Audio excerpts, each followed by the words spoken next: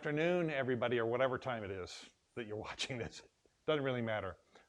Welcome back to the channel. So if you have been watching any of the videos here on my channel, you know that I own this, my 1972 DeTomaso Pantera. And you also know that there's just not a lot of Panteras around in the world. And so I had the Pantera down at a, no, I didn't have the Pantera that day. Well, I was at Cars and Coffee anyways, down in Henderson. And somebody says to me, hey, a Pantera just pulled in. And needless to say, I got very excited at that because there's just not too many of them around. And so what I did when I went running over to where this thing was located and ended up meeting up with the owner, and his name is Jay. So say hi, Jay. Hi. So I got to meet Jay, and he gave me the rundown on this, and now he's invited me here to his home, which is at a top secret, undisclosed location somewhere in the Western Hemisphere. That's all I can say. And so here we are, and here is his Pantera. So first of all, Jay, tell us what this is. This is a 1973 Pantera. It's a GTS clone. And I can go into the details of that. Yeah, so tell us why it's a GTS clone. As far as I know, it really just means wider wheels and fender flares. Yeah. And then maybe some decals. Yeah, yeah, because it's got the bolt-on or the riveted-on fender flares, and it does have the decals, but it's not like a molded wide body, and it does not have a wing on the back of it. Nope. Okay, but clearly, this is a project car.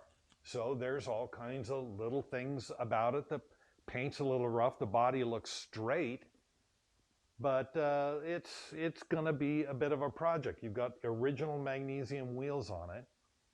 So what is the game plan here? What are you going to do? That's a good question. I mean, right now, so far, I've just been looking at the safety things, right? So brakes, yeah, lights, yeah, seat belts. Yeah. So the first two things that I did was had to replace the master cylinder because the master cylinder failed. Yeah. Somehow, the guy who sold it to me was able to get the master cylinder to work until about 2 weeks after the sale went through. Perfect. And then I wasn't comfortable with the lap belts only, Yeah. so I put in some 3-point belts there. And I think that's about it for now. I had to do a blinker. Blinker wasn't working. Yeah. You were familiar with that. Yeah. But for now, it's okay. So I think starting from here on out, now I'm looking at stuff like the suspension components. So I think I told you my bushings are non-existent. Yeah. So that's the next thing is control arm bushings. Yeah, yeah, and there's lots of details, you know, like obviously these are not the original mirrors, so we got holes where the mirrors were originally mounted. Do you mind if I open it? Sure. And the interior looks good. Actually, all the way around, it's just details. Here on the inside, everything looks pretty tidy, really. Yeah, not a whole lot of stuff in here. Has this had any additional cooling added to it up front? No. Okay, so you got to do that. Yes. Yeah, okay. So that's a big thing. Can we pop the front of it? Sure.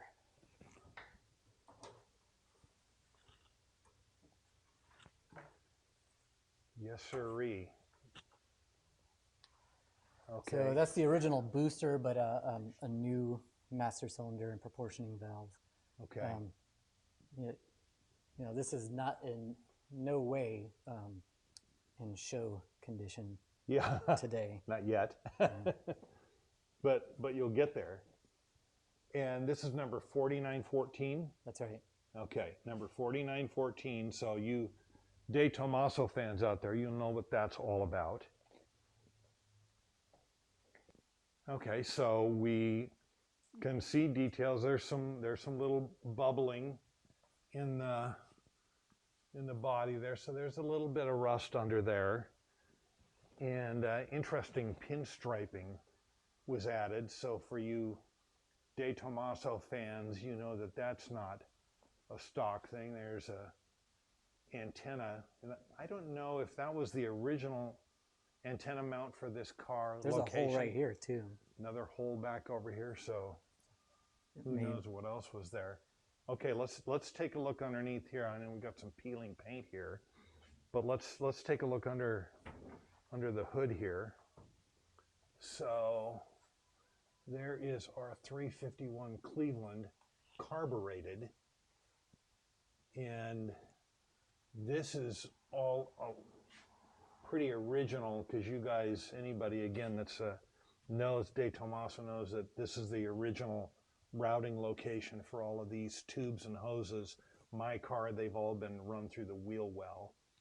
So that opens this up, and it's got the original internal fill gas cap rather than what a lot of us do is have that external fill run through that piece of trim. On my car, it's right here. That's cut out. But there's the way DeTomaso did it originally. So obviously there's some work to do. Now you told me that you're actually going to rebuild this motor yourself. Oh yeah, that's the game plan. Yeah, that's April. Yeah. Okay. So you're going to pull the whole thing out. Mm-hmm. You said you're going to send the transmission in for rebuilding.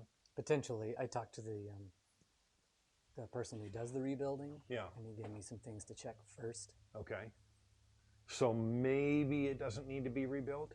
Yeah, maybe. We'll see. Okay. Did you talk to the guy that did my transmission? RBT? Yeah. Yeah, okay. Now, when we look at all the work that's got to get done on this car, and it's a lot of work. I mean, the first thing that comes to mind, and I think I've asked you this before, is why? Why would you buy a 73 DeTomaso Pantera in this kind of shape? Why would you subject yourself to this kind of hardship and insanity? Yeah, I mean, that's also a good question. Yeah. I don't think I would have if I didn't have a good setup to work on this thing myself. Yeah. That's my deal. That engine, I know that engine. Yeah. That thing I can just run down to AutoZone and get whatever I need to make this engine run. That's right. This is a lightweight Italian-styled rear engine car, or mid-engine car. Mm-hmm. What's not to like about that? Yeah. There's only a handful of these left. Yep. You know. Yep. These are all the boxes that check off for me. Yeah. Yeah. So I mean, and that just to follow up, was the Pantera something that you had thought about before, or something like, hey, I hope someday I can own one of these cars? Yeah. I mean. In 1987, whenever I saw one on a poster, that's when I wanted a Pantera. Yeah, yeah. Finally got one. Yeah. Same thing for me. I saw it in Hot Rod magazine, and I just thought it was the most exotic looking thing I'd ever seen in my life. Right. Now, and one of the reasons you're going to do this is you have some background in auto mechanics, right? Right. So, what did you say? Your dad was a mechanic? Yeah, he owned a shop when I was a kid. He worked for dealerships when I was growing up. I got to do summers with him, learning about American V8s. Yeah, yeah. That's an important thing, I think, to me. Yeah. And then I went in the military and went in as a diesel mechanic. So, yeah, years and years of doing this stuff. You'd think I'd be tired of it. Yeah, you think you would have learned your lesson, right? Wow. Well, I get it. I mean, do you think that's kind of where your passion for cars came from, just being around it? Just your dad being in it? And have you had other cars before this, other interesting cars or hot rods or anything? Yeah, of course. I mean, there's been a long line of cars that led up to this one. Yeah. For the in all the categories. Yeah. German technology, exotic car, muscle car, luxury muscle car. Mm-hmm. CTSV was a few iterations ago. Sure. The one right before this was a 96 Corvette that I restored. So it was a Corvette collector's edition. I did the thing that I'm going to do to this, which is I pulled the engine and tranny and did all that work while somebody else did the artistic stuff. And I think that was like, I was training myself for this on that car. And I just, maybe because some of you, especially you DeTomaso fans, are already thinking about this, and I'd mentioned it to Jay, and he says he's going to do it, which is to do videos of the complete process on restoring this car.